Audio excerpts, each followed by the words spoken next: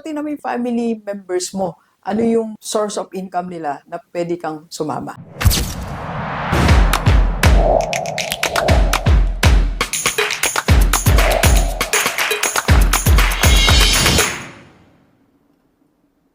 Okay, Gilbert, isang tanong ng karamihan, paano nga ba ako kikita ngayon, Doc, ng mas malaki? Or paano ba ako magkakaroon ng 2 o 3 sources of income? Simple lang naman ako. Ito, para sa mga simple na gustong kumita ng mas malaki, ito, pag-usapan natin. Kasi alam nyo, nung nag-start din po ako na mangarap, magkaroon ng 6-figure income, napakasimpleng tao ko lang din po. Simpleng-simple. Kung nakikita nyo na nasa stage ako, nagra-rockstar or pag nagbo-vlog, pero alone, simple-simple lang din po ako.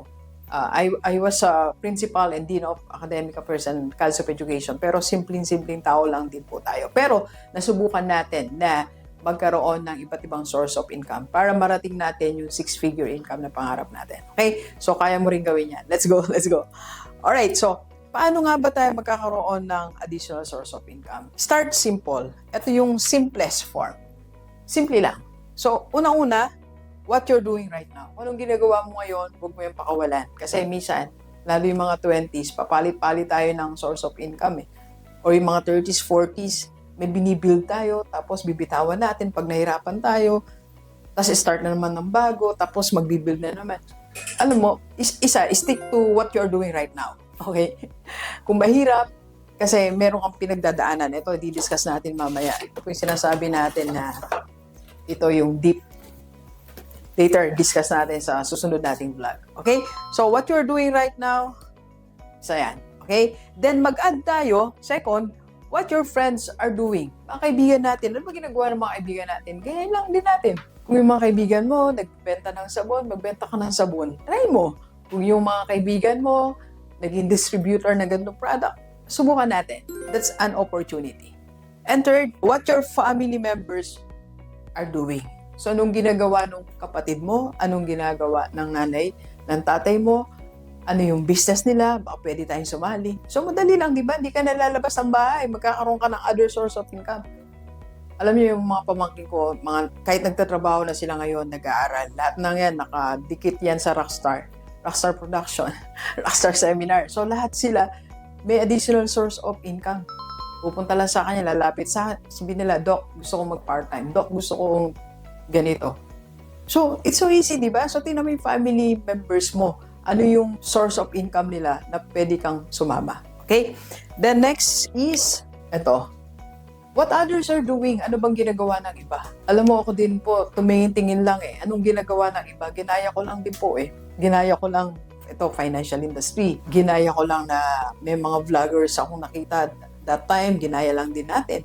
May mga nauna pa sa atin eh. Although, 2016 tayo nag-start. Parang second wave tayo ng mga vloggers dito sa Pilipinas. So, ano yung nakikita mo na ginagawa ng iba that they are earning money?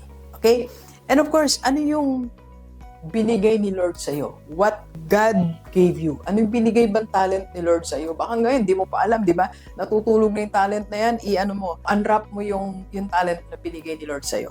Okay? So, next natin is, so yan po yung, sandali lang po. Nandito na kasi aking team eh. Sandali lang po, 1 minute lang. Okay, so next, eto, i-complex lang natin ng konti. So, yun po yung simple form. Second naman, yung complex form. Paano ba yung complex? Connect and mix lang natin. Connect and mix lang. For example, ito, yung A and B mo. Okay, combine natin. Then you can create one source of income. So, for example, yung ginawa ni Doc, kinumbine ko lang what God gave me. Ito po yung aking talent or gift ni Lord sa akin. Pagsasalita, pag-organize ng thoughts. So, inad lang din natin yan sa what others are doing para maging vlogger tayo, maging speaker tayo. Okay?